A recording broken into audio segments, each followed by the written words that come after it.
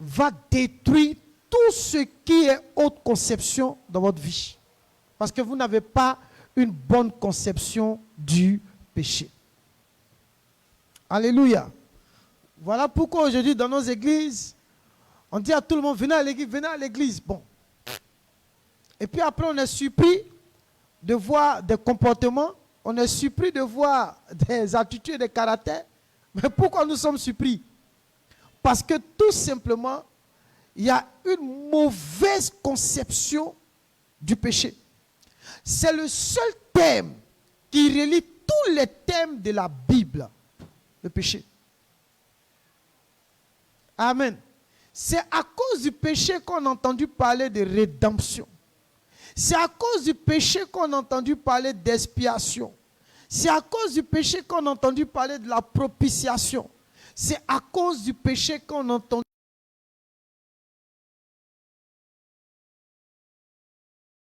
péché.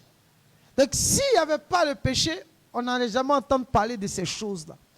Mais on a entendu parler de ces choses dans la Bible à cause de la naissance du péché. Donc le péché est le seul thème qui relie toutes les autres doctrines de la Bible. Gloire à Dieu. Gloire à Dieu.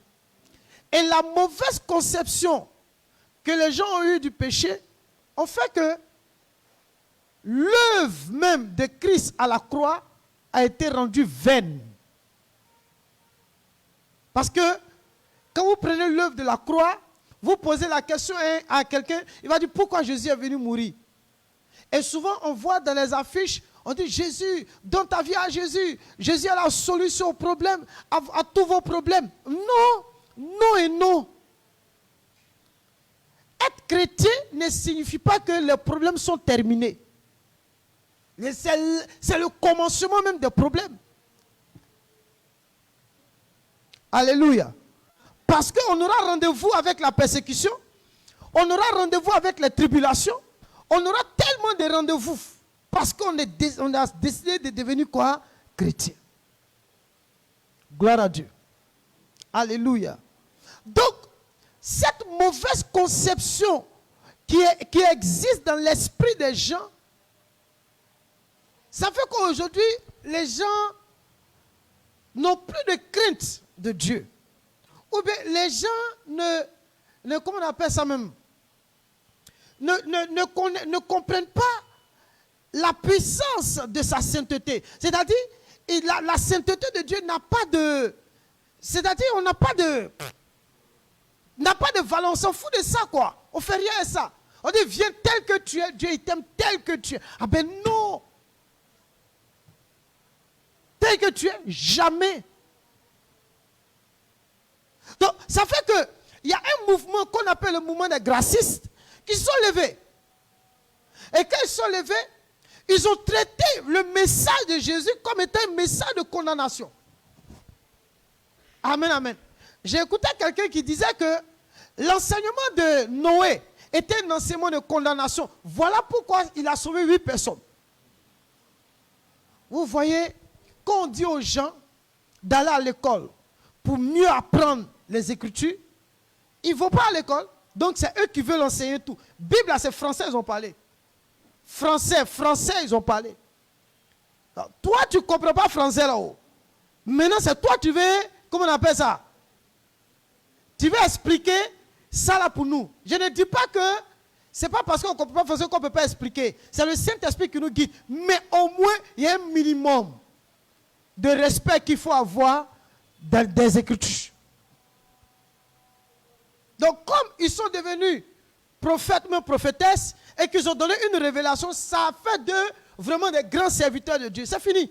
Donc, ils interprètent la Bible à tort, à travers. C'est fini. Chacun donne une interprétation arbitraire des Écritures, sans pour autant respecter l'autorité des Écritures. Mais écoutez, tous ceux qui vont interpréter la Bible comme ils veulent, ils ne vont pas rentrer au ciel. On dit ça à ton voisin. Voilà ce que beaucoup ne savent pas. C'est pourquoi on n'a pas le droit en tant que prédicateur d'expliquer la Bible par nous. La Bible s'explique par elle-même. La Bible n'est pas la parole de mon père, ni la parole de ma mère, ni la parole de ma famille. La Bible est la parole de Dieu. Et le thème que nous allons voir découle d'un thème grec qu'on appelle armatia. Qui de là qu'est sortie la doctrine qu'on appelle l'armatiologie. Qui est quoi? Qui est l'étude de la doctrine du péché. Alléluia. Amen, amen. Donc, nous allons passer au moins 3 jours dans un voyage pour comprendre réellement cette, comment on appelle ça? Comment on appelle même? Cette doctrine sur le péché. Alléluia. Dès lors que nous avons compris que tout péché, nous avons compris que la doctrine du péché, c'est fini. Nous sortons de la confusion de tout. La première personne la personne qui a commencé à désobéir à Dieu, à vivre dans le péché, c'est pas Adam, c'est le diable. Parce qu'il y a eu quoi? Il y a une rébellion dans le ciel. Et après sa rébellion maintenant, il se dirige vers maintenant la créature de Dieu. Parce que comme lui se trouve dans cet état, il faut que la créature de Dieu aussi soit dans ce même quoi, état-là. Donc, qu'est-ce que le péché a causé dans le ciel? Je vous pose la question. Qu'est-ce qu'il a causé dans le ciel? Hein? Non, ça n'a pas causé d'abord une guerre. Mais le péché a causé quoi dans le ciel? Hein? Un désordre, n'est-ce pas? C'est-à-dire, c'est lui qu'on appelle dans Ésaïe chapitre 14 et dans Ézéchiel chapitre, comment on appelle ça même? Combien? 28 par là. Amen, amen. Vous allez voir que le diable, avant, il était comme une pierre. C'est-à-dire, on l'appelait en ce temps Lucifer, comme quelqu'un qui était un ange puissant, qui lui a décidé de se rebeller contre Dieu.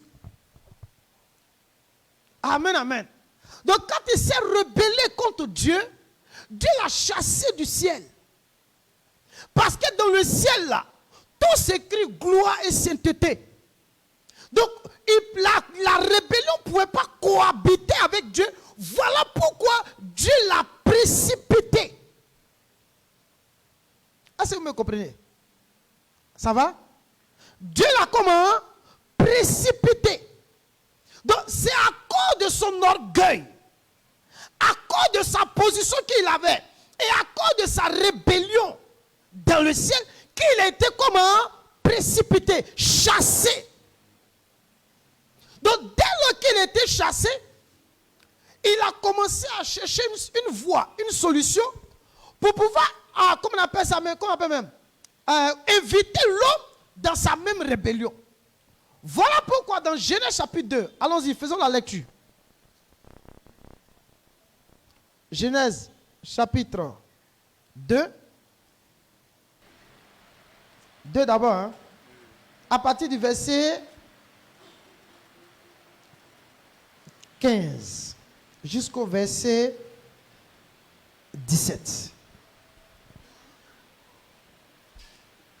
Genèse chapitre 2, le verset 15. C'est un séminaire, vous faites vite, hein? Je suis pris par le temps. L'Éternel Dieu prit l'homme. L'Éternel Dieu prit l'homme. Et le plaça dans le jardin d'Éden. Et le plaça dans le jardin d'Éden. Pour le cultiver et pour le garder. Pour le cultiver et pour le garder. L'Éternel Dieu donna cet ordre à l'homme. L'Éternel Dieu donna quoi? Cet ordre. Attends, l'Éternel Dieu a donné quoi? Cet ordre. Il faut souligner l'ordre. Il a donné un ordre à qui? À l'homme. À l'homme. Vas-y. Tu pourras manger de tous les arbres du jardin. Il dit, tu pourras manger de tous les arbres de quoi? Du jardin. Vas-y. Mais tu ne mangeras pas de l'arbre de la connaissance du bien et du mal. Donc vous voyez que Dieu a donné un ordre à qui?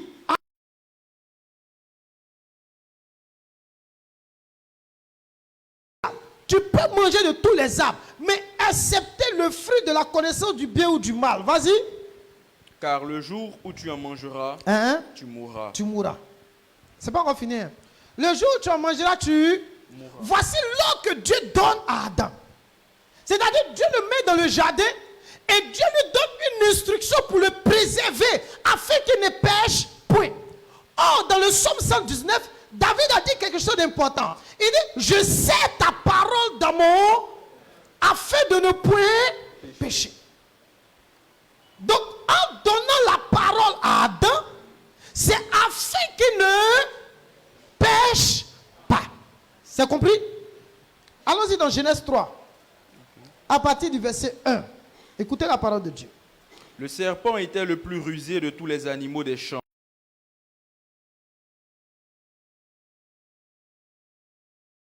Donc quand le serpent vient, il vient pour mettre dans toute la parole, l'instruction que Dieu a donnée à Adam, dans sa relation intime avec Dieu. Et Dieu a-t-il réellement dit, hein? Vous ne mangerez pas de tous les arbres du jardin? Hein? La femme répondit au serpent. Mais attendez, comment le serpent peut-il dire à la femme, Dieu a-t-il réellement dit? Ça veut dire que le diable aussi était informé de l'instruction qu'il avait donnée.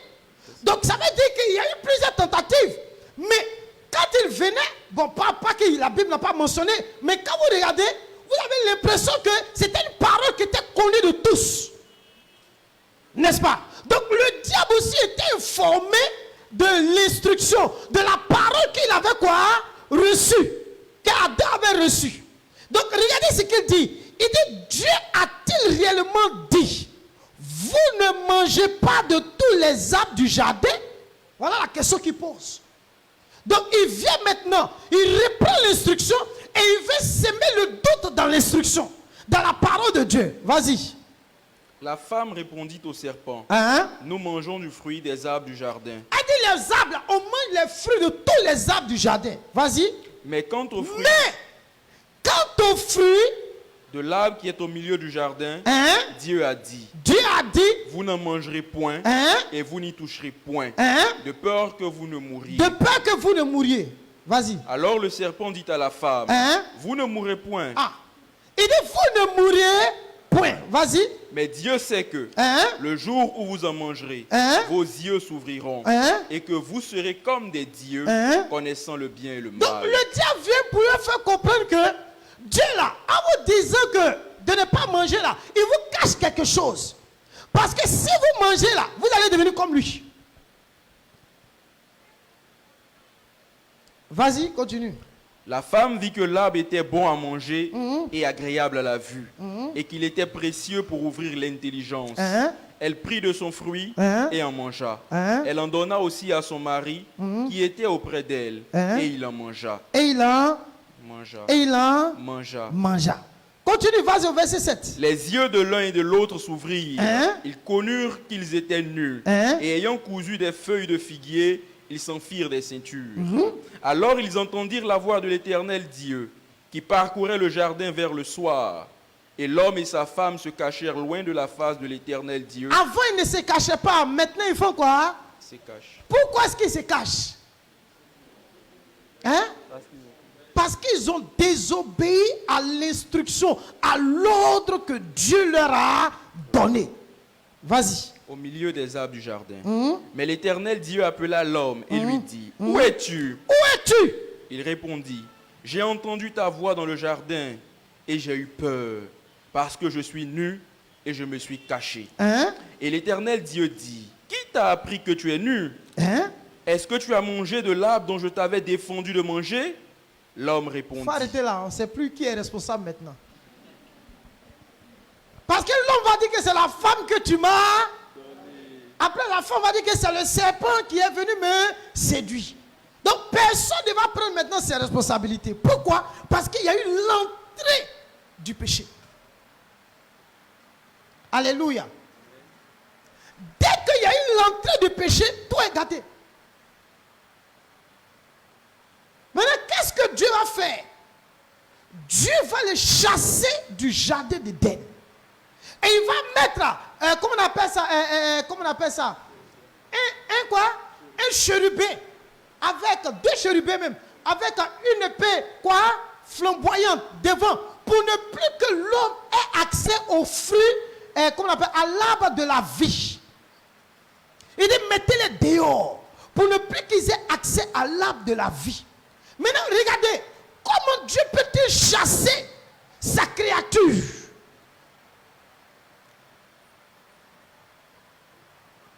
Amen, amen. Comment Dieu peut-il chasser sa propre créature? Mais d'aucuns diront qu'il est méchant. Il n'est pas méchant.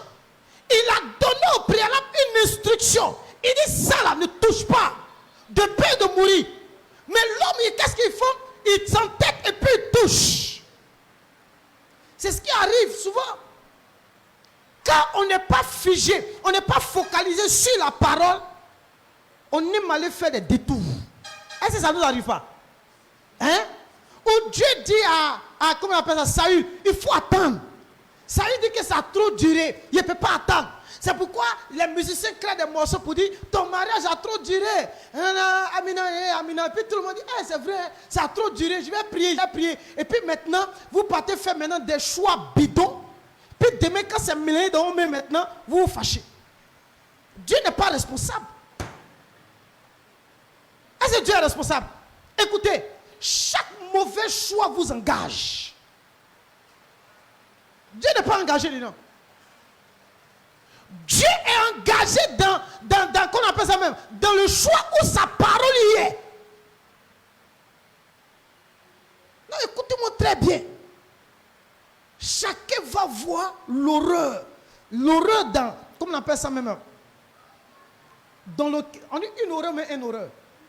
Une horreur. L'horreur dans laquelle il est. Parce qu'il y a des choses, qu'on voit, non, ça c'est rien, c'est rien. Oh. Alléluia. Alléluia. C'est-à-dire, Dieu, où Adam est parti là? Dieu n'était pas engagé dedans. Quand il n'est pas engagé, qu'est-ce qu'il fait? Il les chasse. Parce que je vous dis, Dieu respecte sa parole plus que vous.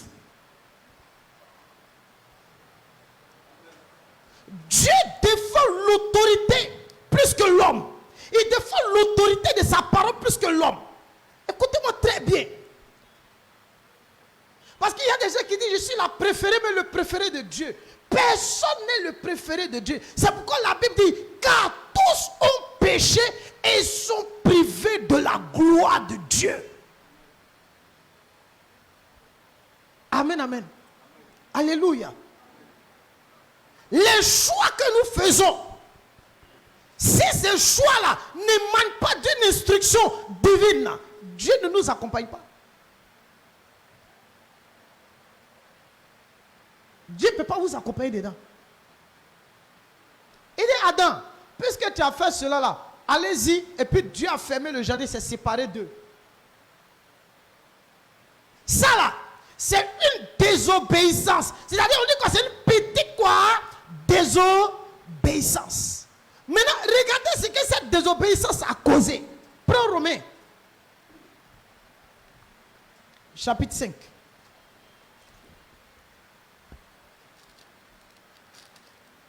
À partir du verset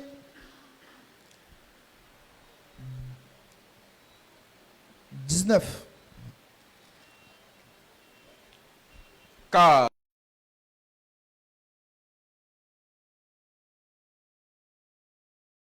rendu pécheur. Arrête-toi là, verset A, c'est ça qui m'intéresse. Okay. Reprends encore. Car, comme par la désobéissance d'un seul homme, beaucoup ont été rendus pécheurs. Donc vous voyez, on dit par la désobéissance d'un seul, beaucoup ont été rendus comment?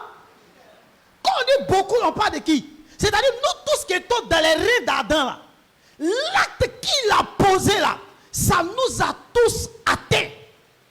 C'est pourquoi quand tu nais pécheur. Nous tous, nous naissons comme des pécheurs.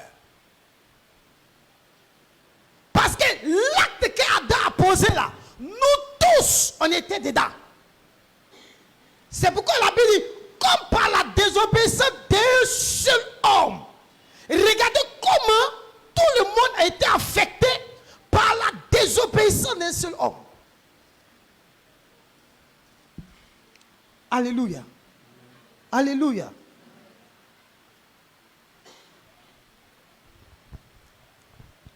que vous savez que le plus grand film d'horreur que vous n'avez jamais vu, c'est ce qu'on a lu dans Genèse.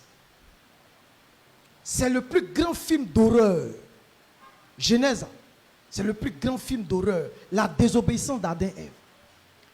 À cause de ça là, c'est pas à partir de là qu'ils ont créé un film d'horreur à Hollywood. Parce que c'est à cause du péché qu'il y a la malédiction.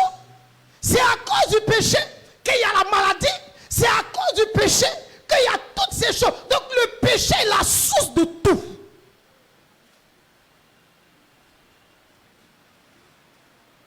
Toutes les souffrances sur la terre sont les conséquences du péché. Amen, amen. Donc vous voyez que on parle de film d'horreur parce que lorsque Adam et Ève sont tombés dans le jardin d'Éden, il y a eu une séparation. Et que Dieu lui-même a pris l'engagement de se séparer d'eux. Pourquoi? Parce qu'il est tellement propre qu'il ne veut pas se mélanger avec eux.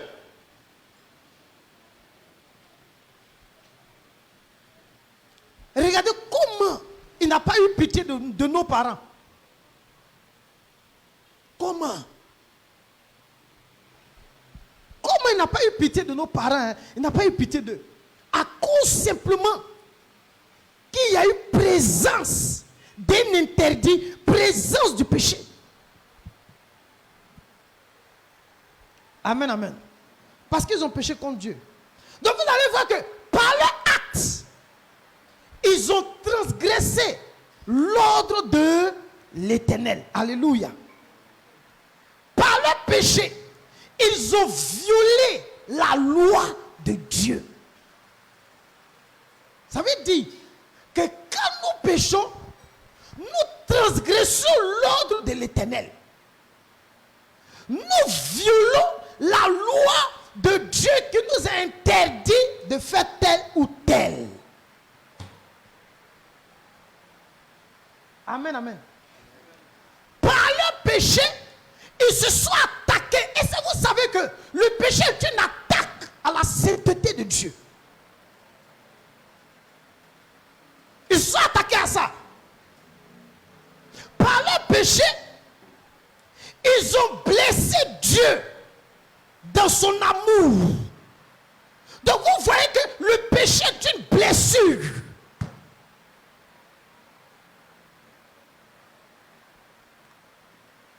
Amen, amen. Par leur péché, ils ont proclamé leur indépendance vis-à-vis de Dieu. Quand quelqu'un veut être indépendant, c'est que celui, Adam et Ève là, ils ont voulu leur indépendance. Donc le péché, c'est le fait de proclamer son indépendance vis-à-vis de Dieu. Je ne veux plus dépendre de lui. Alléluia. Quelqu'un me comprend ce soir? Amen, amen. Par le péché, parce que quand la femme a regardé le fruit, elle a dit que il était agréable. C'était dans le but de se satisfaire elle-même. Quand nous péchons, c'est pour nous faire plaisir. C'est pour nous satisfaire nous-mêmes d'abord. Mais nous ne savons pas que en faisant cela là, nous sommes en train d'attaquer l'autorité de Dieu. Amen, amen. Par leur péché dans le jardin d'Éden, ils ont offensé l'autorité et l'amour de Dieu. Tout péché est une violation de ce que Jésus appelle le premier et le plus grand commandement, c'est-à-dire l'amour. Où il a dit quoi? Tu aimeras le Seigneur ton Dieu de tout ton cœur, de toute ta force. Et celui qui a fait ça, il a accompli quoi? La loi et les prophètes. Donc celui qui pêche, il va pour faire quoi? Pour violer l'acte que Jésus a posé, ce que Jésus a dit. Gloire à Dieu. Gloire à Dieu. Le péché, c'est trop grave. C'est parce que l'Église n'est pas consciente de la gravité du péché. Qu'aujourd'hui, on s'en fout.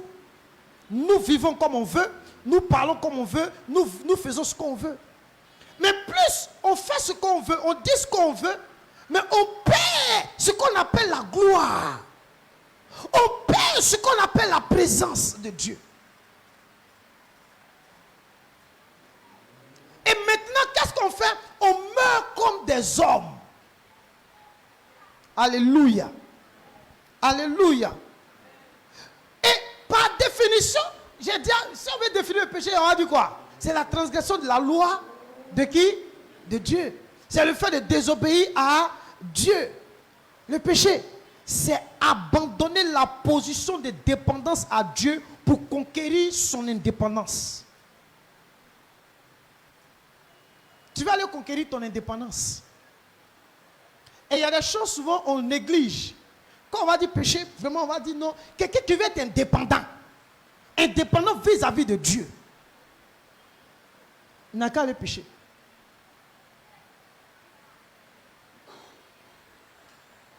Vous voyez, vous êtes trop fort dans quelque chose.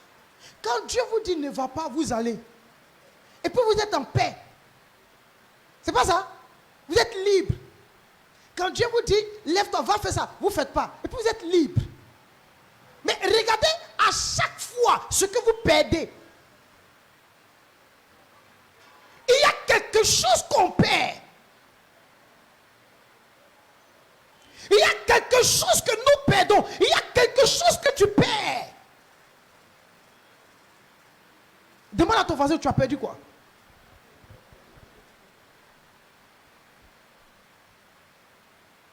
Il y a quelque chose qu'on perd. Amen, amen. Le péché, c'est prendre la place de Dieu dans notre propre vie. Il y a des gens qui disent, c'est ma vie. Je fais ce que je veux de ma vie. Mais Dieu ne sera pas avec toi dans cette vie-là. Dis amen avec moi.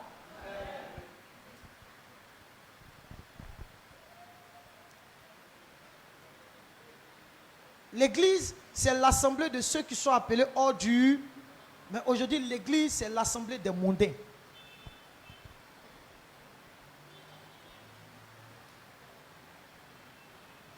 Alléluia. Alléluia. Amen, amen. C'est prendre la place de Dieu dans notre propre vie. Le péché est une hostilité envers Dieu. Dis à ton voisin, c'est une hostilité envers Dieu. Il faut prendre Romains 8, verset 7, ils vont lire.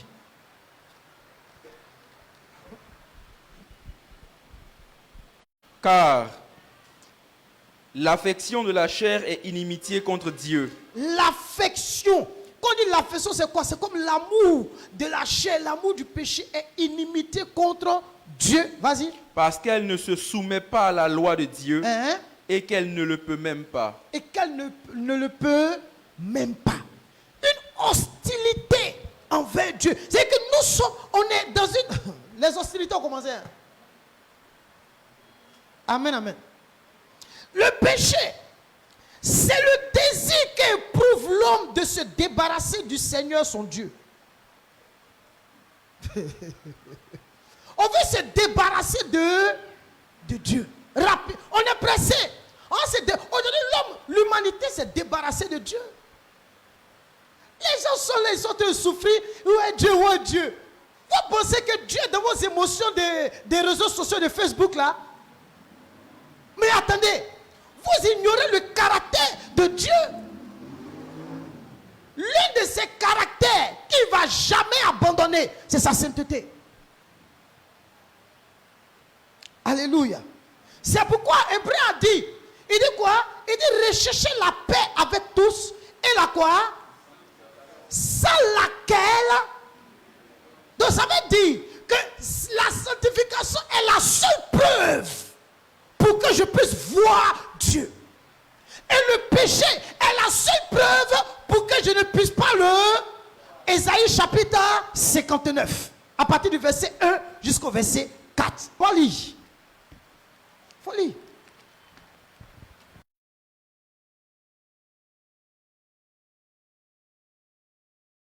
La main de l'Éternel n'est pas trop courte pour sauver, ni son oreille trop dure pour entendre. Mais ce sont vos crimes qui mettent une...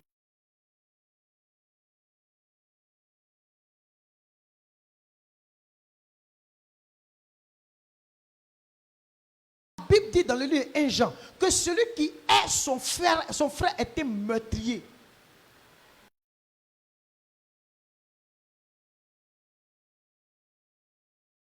qui vous cache sa face. Vos péchés qui font quoi?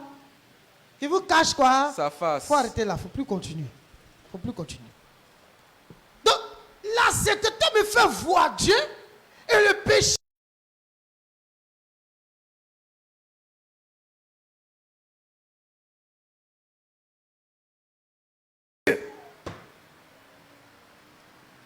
Combien de personnes ont lancé un défi à Dieu? Alléluia. C'est un défi. Tu as lancé un défi à Dieu. Amen. Le péché, c'est la naissance de la raison.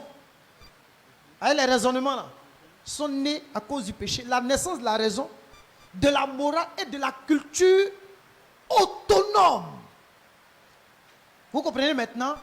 Quand vous partez chez les Blancs, c'est fini, ils sont autonomes. Eh bien, moi, je n'ai pas besoin de Dieu. Moi, mon Dieu, ils s'en foutent. Ça, c'est le péché qui fait ça. Le péché qui est en eux, là, c'est le péché qui fait ça. Amen, amen. Frère, si notre conception de la sainteté et du péché est erronée, alors toutes les autres doctrines sont également erronées. Alléluia.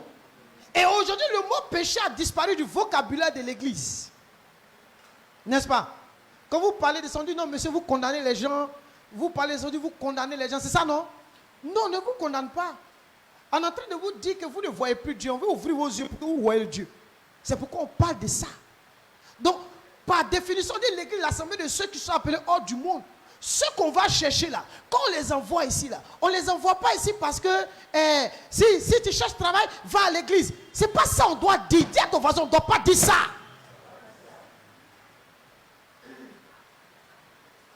Si tu cherches travail, va à l'église. Si tu as trop de problèmes, va à l'église. Si tu as dit va à l'église, va à l'église, va à l'église. L'église n'est pas un centre de bonheur terrestre de l'homme.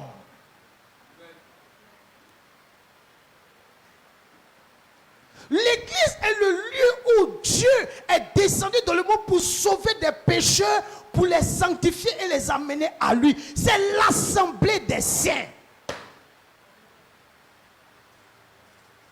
Il faut dire ça à ton ami. C'est l'assemblée des saints. D'accord, va évangéliser. Mon frère, tu as fait dans ta vie à Jésus. Hein? Peut-être le gars a traversé la rue, voiture voulait le tuer. Vraiment dit, mon frère, toi va à l'église. Il va venir faire quoi à l'église? S'il ne comprend pas, pourquoi est-ce qu'il vient là? Je ne peux pas vous parler de la venue de Jésus. On dit non, Jésus, les choses, Jésus est la solution au problème des hommes. Si tu as tel problème, va à Jésus, viens à Jésus, viens à Jésus. À cause de ça, chaque jour on me convoque à la radio. Moi, je m'en fous. Chaque jour on me convoque. Moi, je suis fatigué de mes convocations. Non, il y a des hôtels qui crient, il y a des hôtels qui parlent. Mais comment on peut parler d'hôtel pendant que le gars est noyé dans le mal?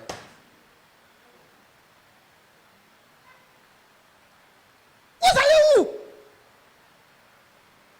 Le vrai problème de l'homme, c'est pas l'argent. Le vrai problème de l'humanité, c'est pas l'argent. Le vrai problème, il est séparé de Dieu.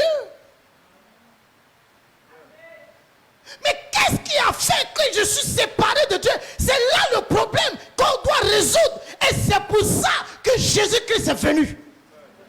Prends Romains 6, 10.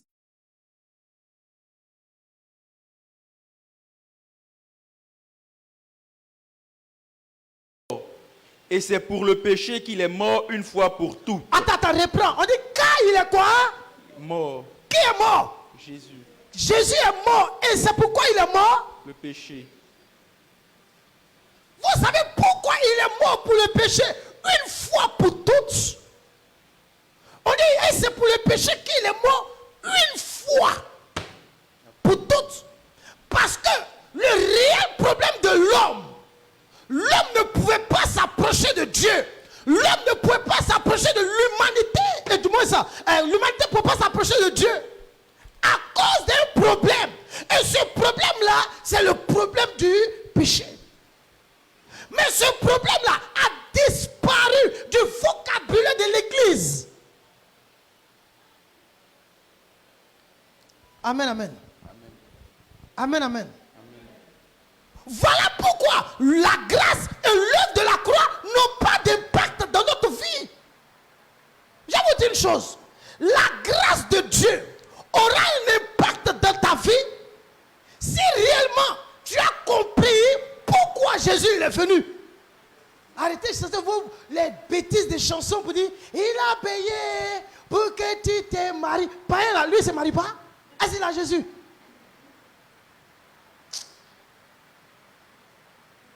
Il ne se marie pas. Il a Jésus? Non. Vous pensez que le mariage, c'est que les pasteurs ont fait du mariage la propriété de l'Église. Le mariage n'est pas la propriété de l'Église. Jamais. Parce que tout le monde a accès à ça.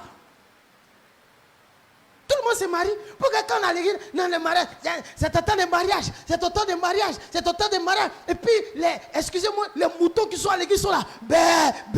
C'est autant de mariage. Puis vous êtes là. On est à l'église, les gens sont dit comme des moutons. On est On est des brebis secs, mais on n'est pas bébé.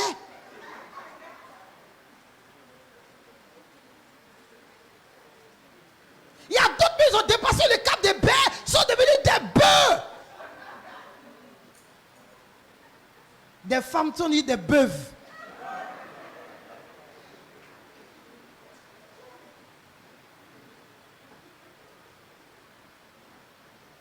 Alléluia. Alléluia. Parce que les gens n'ont... Écoutez, on est sans puissance, on est sans onction, on est sans force à cause de la présence du péché. Il n'y a pas onction. Il n'y a pas miracle. Tellement il n'y a pas, il voit qu'il ne peut plus payer le prix là. Il faut aller faire du tout.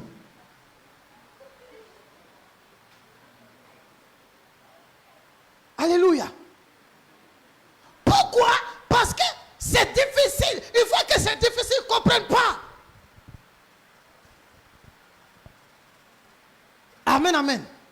Donc l'œuvre de la croix et la grâce n'a pas d'impact.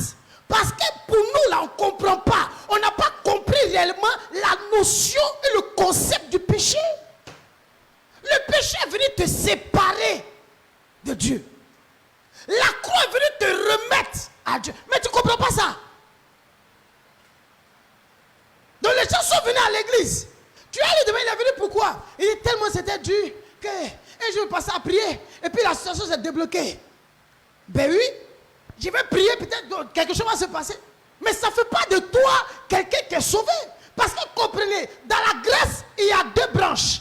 Il y a la grâce commune, où Dieu dit, il fait descendre la pluie sur les bons comme sur les méchants. Mais il y a la grâce salvatrice, tout le monde n'y est pas.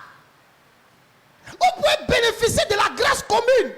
D'une grâce qui est descendue sur vous, vous avez eu l'argent, ou bien vous avez voyagé, mais ça ne fait pas de vous quelqu'un qui est sauvé.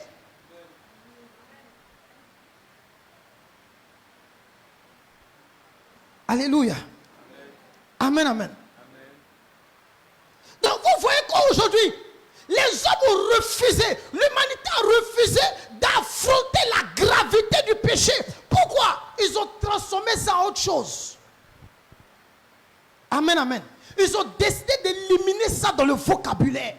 Parce que quand vous parlez de ça, ça commence. Aux États-Unis, certains prédicateurs ont dit, il faut qu'on arrête parce que ça choque les gens. Hein? Qu'il ne faudrait pas qu'on parle trop de la mort de Jésus parce que ça choque. Les gars, vous ne savez pas dans quel temps on est. Vous ne savez pas dans quel temps l'humanité se trouve. Alléluia. Donc on a éliminé ça dans le vocabulaire non contemporain. Et puis on va lui donner de nouvelles appellations. Donc quand quelqu'un a un problème, vous voyez un peu, on va lui dire peut-être que c'est une maladie. Ils ont appelé péché la maladie. Les gars, ça va tuer les gens. Et puis après on dit non, le gars, il est psychologiquement, il est malade. Quel malade? Le péché est en train de le foudroyer. La solution, c'est Jésus-Christ. Oui, dites les malades. C'est que tellement le monde veut enlever ça du vocabulaire. Et puis maintenant, là, ils ont dépossédé le nom du péché de la main de l'église. Et puis ils ont confié cela à l'État. C'est pourquoi il y a une justice. Quand on arrive devant le juge, on dit il a volé. Il sera condamné. Alors que et puis les gens disent mais c'est pas normal. Un voleur comme ça. Alors que lui, quand il dit c'est un voleur, il est menteur. Voilà comment l'humanité conçoit le péché. C'est-à-dire le menteur là, il se voit 2 fois, comment on appelle ça, supérieur au voleur. Il n'y a pas un péché qui est grand qu'un péché. On a la justice. On dit il a fait quoi? On dit il a fait détournement. Et puis le gars il tape la table. Alors que celui qui tape la table, il a été corrompu aussi. Mais on ne parle pas de sa corruption. Hein? Mais on va parler du gars qui a fait un détournement. Donc regardez comment les gens conçoivent le péché. Regardez comment l'État conçoit aujourd'hui le péché. On a transformé le nom, on dit c'est chose truc. D'autres même ont donné un nom médical à ça. Alléluia. Amen, amen. Ces péchés-là, au lieu qu'on les punisse, on dit non, il y a un traitement médical qu'il faut donner à tel péché. Depuis qu'un traitement médical peut guérir un péché, dis-moi. Dites-moi. On dit le gars, il a maladie Parkinson. Même maladie Parkinson, demandez qu'est-ce qu'il a fait.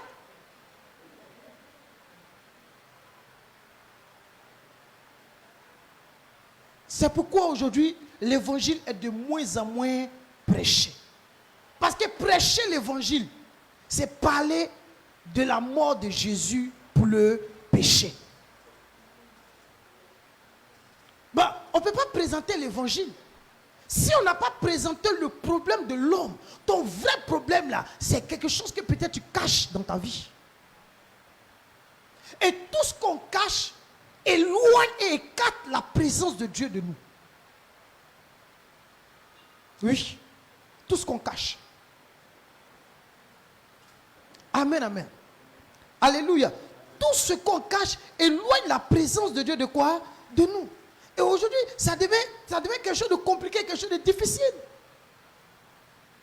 Dieu ne joue pas avec ça. Prends Ésaïe chapitre 1, à partir du verset 10. On va lire, vous allez comprendre quelque chose.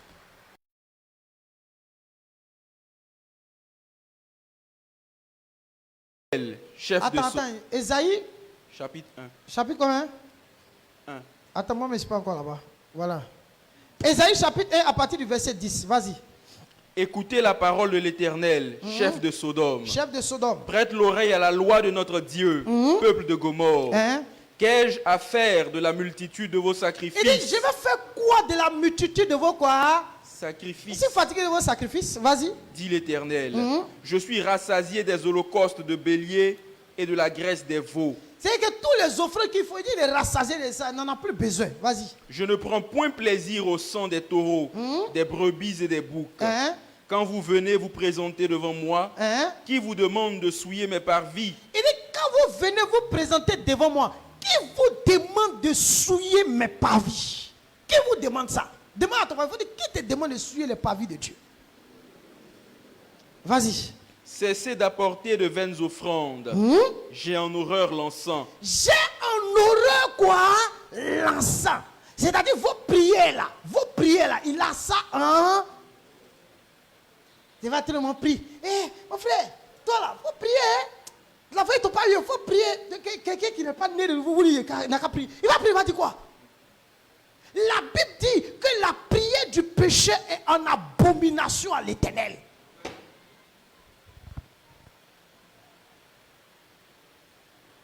Amen, amen. Amen. Continue.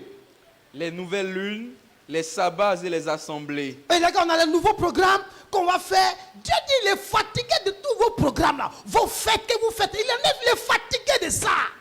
Dieu il est fatigué de ça. Non, on doit organiser les fêtes. L'église, c'est dans ces derniers temps qu'on voit que l'église est une fête. Quand on vient dans une fête, l'église est rentrée dans une dynamique de fête, festivité. Mais ils oublient qu'il y a une période qu'on appelle l'enlèvement. Il va venir enlever là. Vous vivez comme les gens au temps de Noé. Les gens se mariaient l'enfant, buvaient, sans se soucier qu'il y avait un danger qui arrive.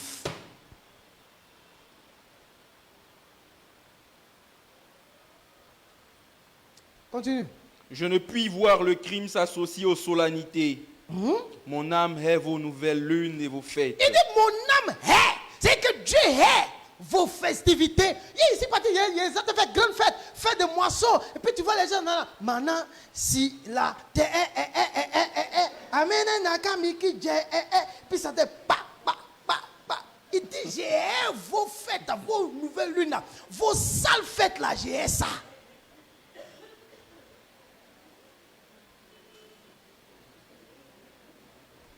Et il y a fête, hein? On les fait fête. Puis ils sont les coups. Vous êtes des religieux, mais quoi? Vous croyez où? Ce n'est pas l'église de Jésus-Christ. Continue. Elles me sont à charge. Je suis las de les supporter. Je suis fatigué de les supporter. Vas-y. Quand vous étendez vos mains, je détourne de vous mes yeux. Vous avez compris, non? Quand vous étendez vos mains là, j'enlève mes yeux. Vas-y. Quand vous multipliez les prières, je n'écoute pas. C'est parce qu'on constate dans ces derniers temps. Non, on a 40 jours. Puis les gars disent, attends, il y a 40 jours dans telle église, et non. Puis, on va les briser. Puis tu es là-bas. Ouais. 40 jours jusqu'à... Ils sont... Quand on fait 40 jours là, Dieu dit, vos mains sont pleines de sang, vous multipliez les prières, je n'écoute pas. Je n'écoute pas. C'est pourquoi moi, en fait, de Dieu, papa de servir tout le monde. Quand je sais que mon rôle n'est pas prêt, je n'ai pas d'autres sujets. Parce qu'il ne faut pas m'envoyer quelque part où je ne parle pas avec toi. Personne doit parler à toi. Ce n'est pas amusement. Je n'abandonne pas. Je ne laisse pas mon problème là. Mon problème, je ne laisse pas. Je vais vous dire une chose, écoutez-moi bien. Quand Élie est sorti et qu'il a fermé le ciel en Israël, pour que le ciel puisse s'ouvrir, là, ça a mis combien de temps? 3 ans et demi. Ça veut dire qu'Élie a lutté avec le roi Akab et Jézabel, ainsi que tout le peuple et les faux prophètes. Pendant 3 ans et demi pour rétablir la sainteté de Dieu. Pour rétablir la sainteté, c'est une guerre.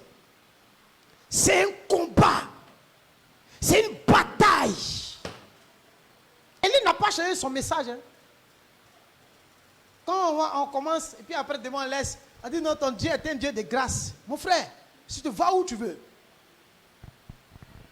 va où tu veux. Je ne vais pas laisser. Je ne vais pas te laisser. Dis à ton voisin, attends, il faut lui dire ça. Attends, et il ne va pas te laisser. Mais parlons du là, quoi. Souvent, les prédicateurs oublient et puis ça les échappe. Et puis ils laissent tomber. Puis ils vont. Non, on ne va pas. Tant qu'Israël n'était pas revenu, chose n'a pas changé. Quand Israël est revenu là, vous allez constater plus tard qu'Élie est parti. Élie est parti. Parce que les gens n'ont pas conscience que Dieu doit être là. Dieu doit nous écouter. Dieu doit travailler au milieu de nous. Les gens n'ont pas conscience de ça. Mais les gens ont développé une nouvelle conscience où Dieu va travailler avec nous malgré ce qu'on est. Non! Dieu ne va pas travailler avec toi malgré ce que tu es. Il va travailler avec toi à la condition que tu acceptes ce qu'il t'impose. Dieu va toujours imposer une norme à ses enfants.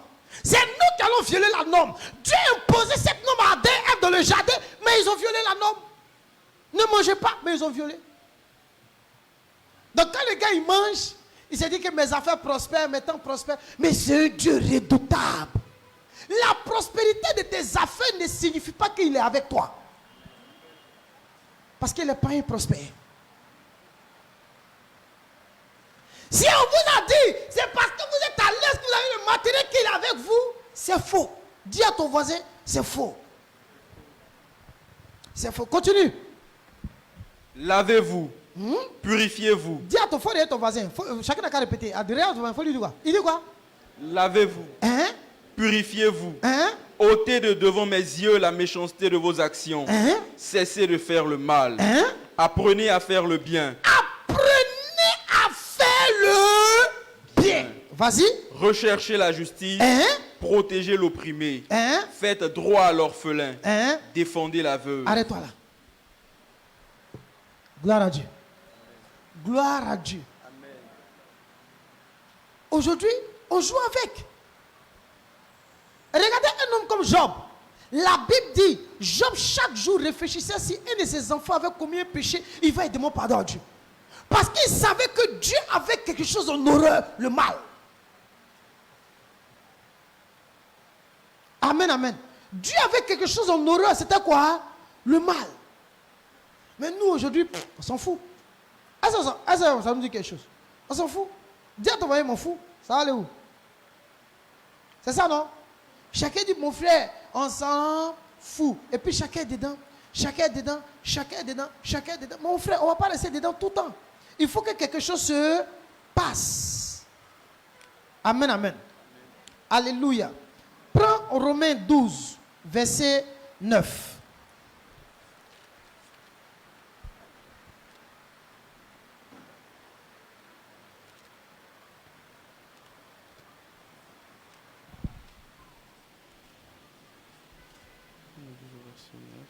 Romains 12, 9. Que la charité soit sans hypocrisie. Que l'amour soit sans hypocrisie. Vas-y. Ayez le mal en horreur. Attends. Il dit quoi? Ayez le mal en horreur. Non, qu'est-ce qu'il a dit? Ayez le mal en horreur. Qui doit avoir le mal en horreur?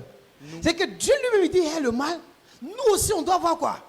Le même mal en horreur. Et après, il dit quoi? Attachez-vous fortement au bien. Fortement au bien. Frère, écoutez-moi très bien. La maladie la plus dangereuse, c'est le péché. La maladie de l'humanité, c'est le péché. Quand vous allez dans les hôpitaux, les gens sont couchés, sont malades. C'est à cause du péché qu'ils sont là. C'est le péché. Dis à ton voisin, c'est le péché. Donc le problème de l'homme devant Dieu là, ce n'est pas un problème d'argent. Vous dites à ton voisin, pas un problème d'argent. C'est un problème de désobéissance. Regardez, il y a une parole que Jésus a dit qui m'a touché. Il dit, le Fils ne peut rien faire de lui-même. Tout ce qu'il voit le Père faire, c'est ce qu'il fait. Est-ce que vous savez que dans la vie chrétienne, les choix de votre vie, si Dieu ne vous a pas donné l'autorisation,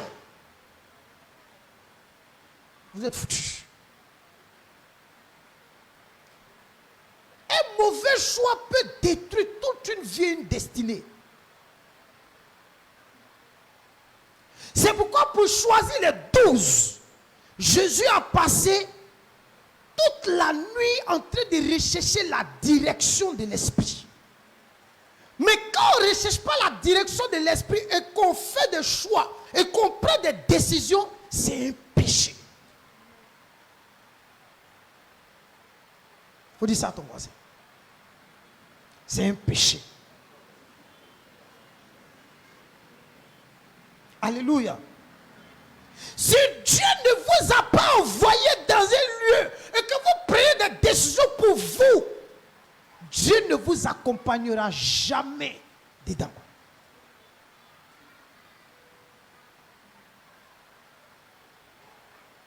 Gloire à Dieu. La marche est un voyage où le Saint-Esprit nous conduit et nous dirige. Aujourd'hui, chacun fait ce qu'il veut. Chacun fait ce qu'il veut. Mais chacun fait ce qu'il veut. N'oubliez pas que c'est un péché. Ça, vous ignorez. Mais c'est un péché. Chacun s'entête. On dit dimanche, lundi, qui vient en retard. Et puis, il n'a pas de remords. Quand quelqu'un n'a plus de tristesse à cause du péché, c'est le signe qui prouve que Dieu t'a quitté.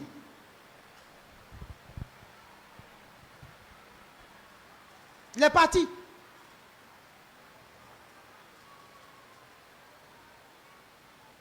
Monsieur et madame sont dans la couple. On dirait des païens. Mais quand ils viennent à l'église, ils montent un visage, on dirait qu'ils sont chrétiens. Mais à la maison, ils sont comme des païens. Dieu est parti. Pourquoi? Qu'est-ce qui a fait fuir Dieu? Ce qui a fait fuir Dieu là, c'est le péché qui est en toi. Là, le caractère, le comportement que tu as là, c'est un péché.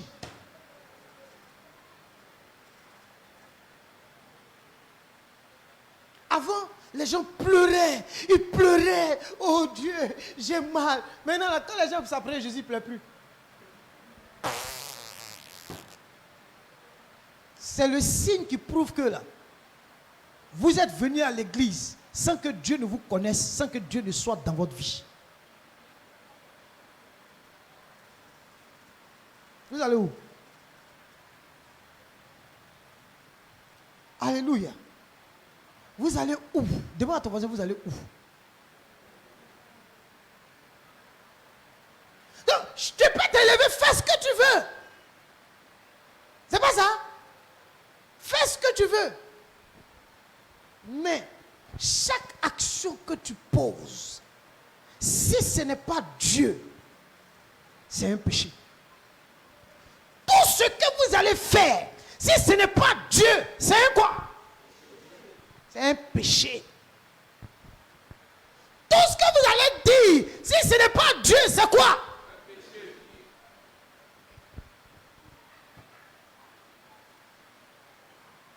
Non, il faut qu'il mente pour avoir ce marché là. Tu as eu marché là, non? Tu as menti, tu as eu marché là, non? Et puis tu finis, tu envoies l'argent. On appelle ça le salaire du péché.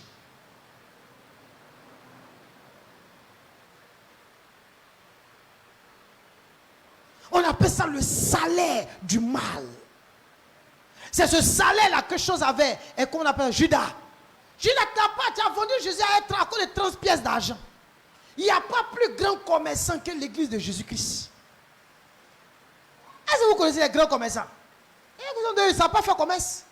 Les vrais commerçants, venez vous allez les voir. À cause de 30 pièces d'argent, Judas a vendu Jésus. Nous, on vend Jésus à cause de combien? Quelqu'un nous a vu pour un poisson à braise. À cause de poisson braisé, tu as vendu Jésus.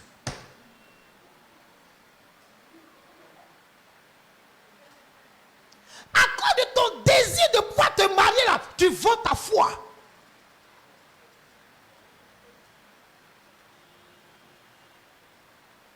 Ton désir de réussir là, tu vends Jésus. Chacun connaît le prix, hein?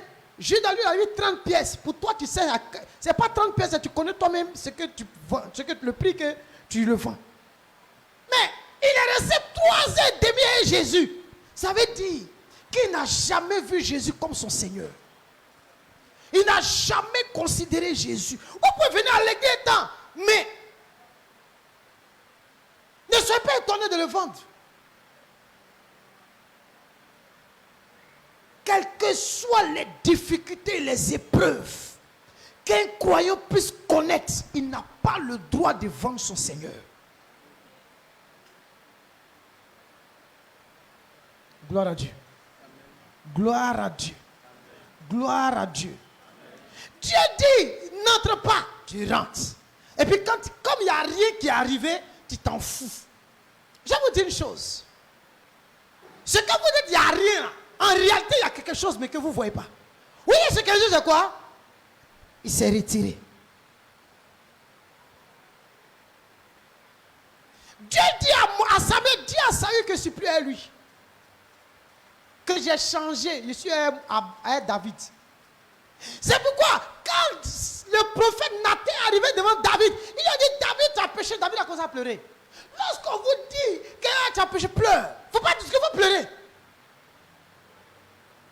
Mais il ne faut pas pleurer par émotion. Il faut pleurer dans la vérité. Pleure. Pourquoi David a pleuré? Parce qu'il a vu ce qui est arrivé à Saül lorsqu'il a perdu la présence de Dieu. Voilà pourquoi il dit je pleure. Il dit oh Dieu, aie pitié de... Nous on lit, hein, mais lui il pleurait là. Dans ta grande bonté. Celui qui a fait Sémus, il va connaître ce cantique-là par cœur. Il dit David pleure parce qu'il a vu ce qui est arrivé à son collègue. Ça là, il ne faut pas ça va lui arriver.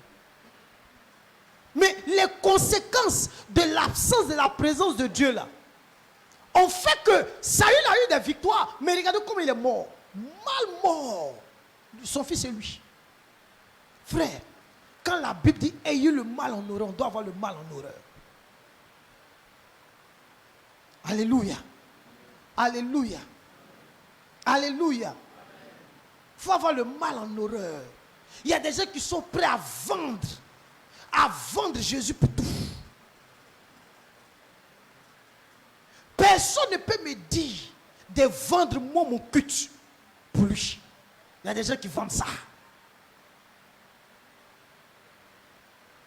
Souvent en église, ça c'est rien.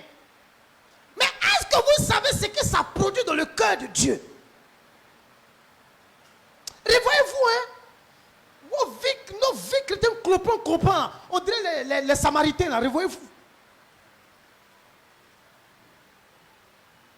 Vous voyez, ça vous dit, Seigneur, je vais être passionné de toi, et puis tu connais. Un passionné n'est plus. Est-ce que vous savez ce que ça exige?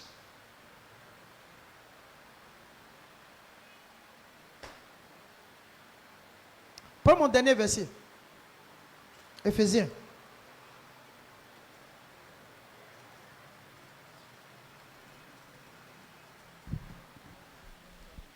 Chapitre 4.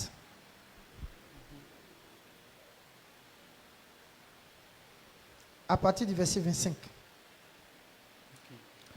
C'est pourquoi. Attends, à partir du verset 25 jusqu'au verset 31. Vas-y. C'est pourquoi renoncez au mensonge. Il dit c'est pourquoi il parle à qui? Aux chrétiens. Il dit quoi? Renoncez au mensonge. Ils n'ont qu'à renoncer au quoi? Au mensonge. Vas-y. Et que chacun de vous parle selon la vérité à son prochain. Car nous sommes membres les uns des autres.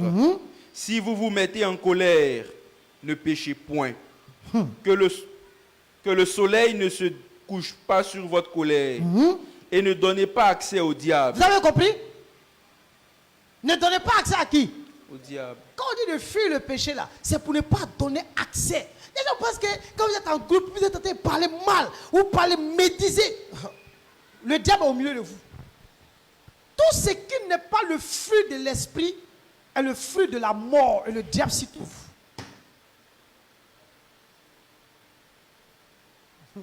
Je vais te prendre un exemple. Tu es assis puis tu es en train de parler mal.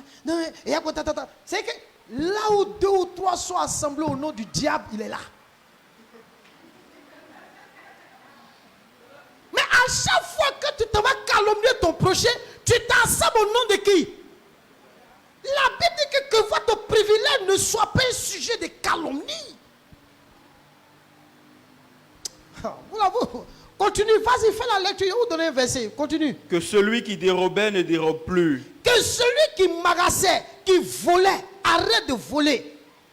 Mais plutôt qu'il travaille en faisant de ses mains ce qui est bien, pour avoir de quoi donner à celui qui est dans le besoin. Vous avez compris? Le voleur doit arrêter de voler, il doit travailler pour aider son prochain. Voilà la vie chrétienne.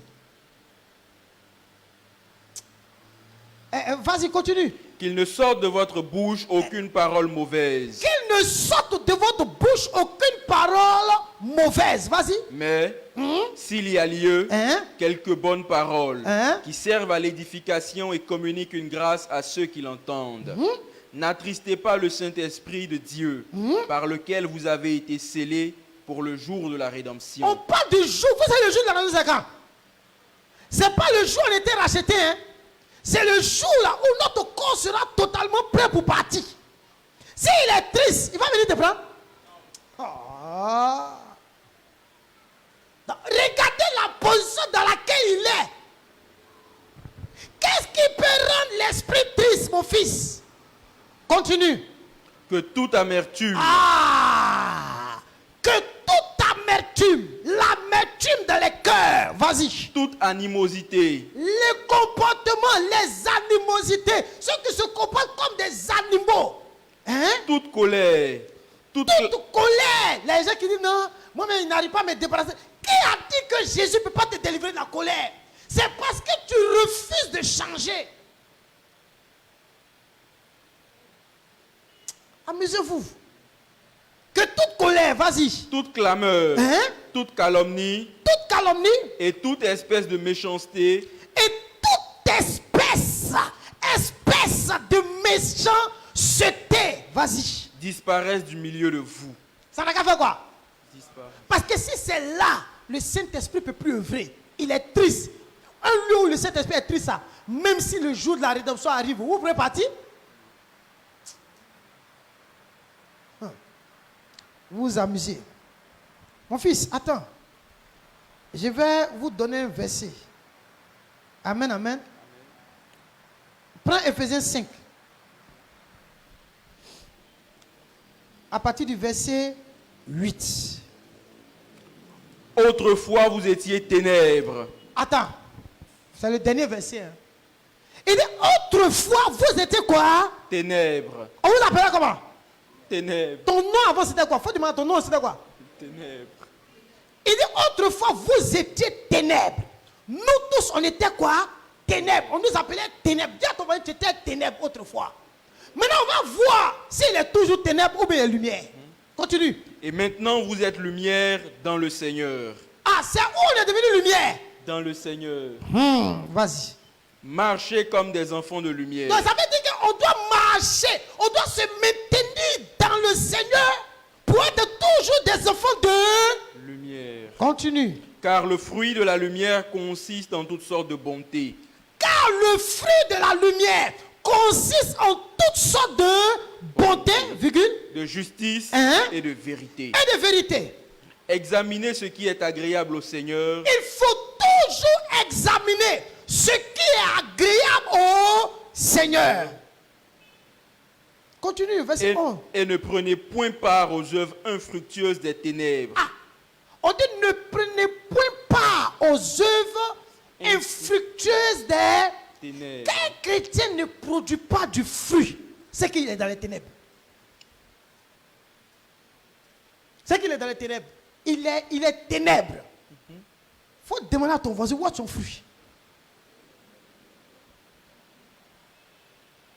Non, depuis là, je fais, mais je ne vois rien. Tu es dans les ténèbres.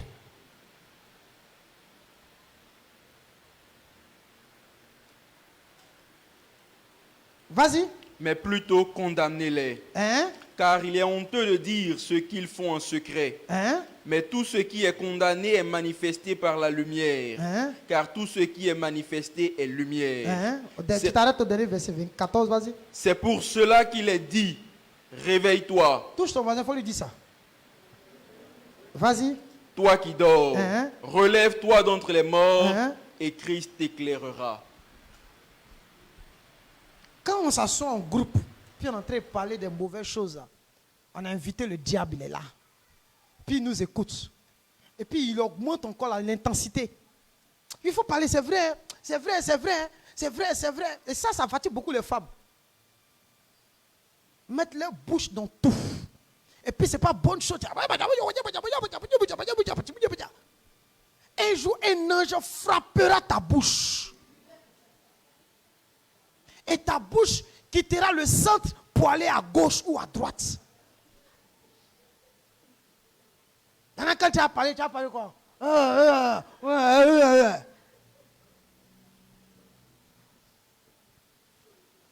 Non, vous ne vous protégez pas. Vous ne faites pas attention, vous ne protégez pas. Écoutez, quelqu'un qui va t'exaucer, quelqu'un qui va t'aider à combattre les puissances des ténèbres. C'est pourquoi vous battez le diable là même là. Vous n'avez aucune victoire. Depuis que vous battez, vous n'avez pas victoire. Vous ne produisez pas, vous n'avez pas fruit, vous ne posez pas la question. Mais si elle ne produit pas, quelqu'un qui ne produit pas est mort. C'est qu'il y a les ténèbres, il est ténèbres, il est ténèbres, il est ténèbres. Regarde ton voisin, si tu ne produis pas, tu es ténèbres.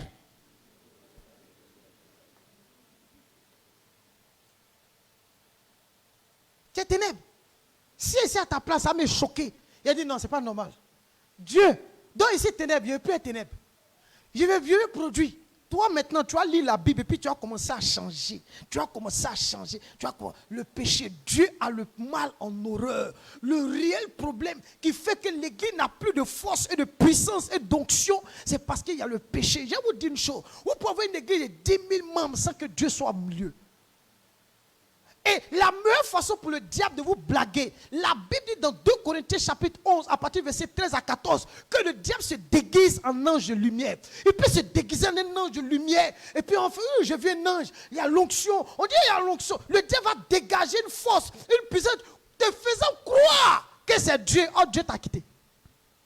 C'est pourquoi plusieurs viendront dire, Seigneur, n'avons-nous pas fait des miracles en ton nom? N'avons-nous pas fait des guérisons? Il dit, je vous ai jamais... Parce que même le diable peut utiliser le nom de Jésus.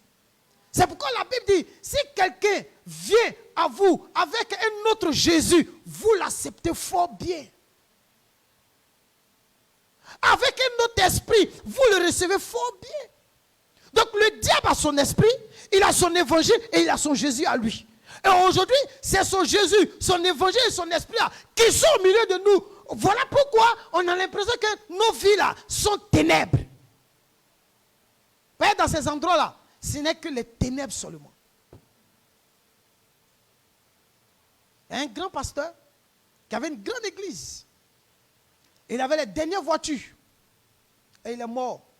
Et quand il mourait, la grâce que Dieu lui a fait, Dieu lui a dit que non, tu ne vas pas rester à moi ici, tu vas aller à l'enfer. Il dit, j'étais servi, j'ai une église de 5000 membres. Il y a tant. J'ai acheté la toute dernière Aston Martin. Oh, tout ça là, il va à l'enfer avec ça.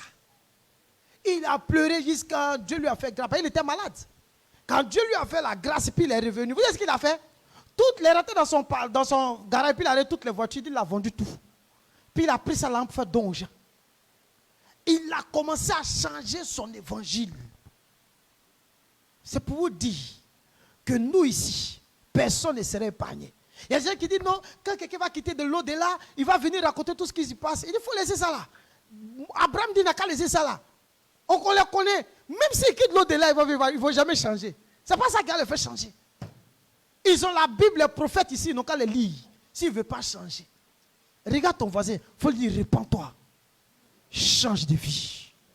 Repentons-nous, nous tous, et changeons de vie. Que Dieu vous bénisse.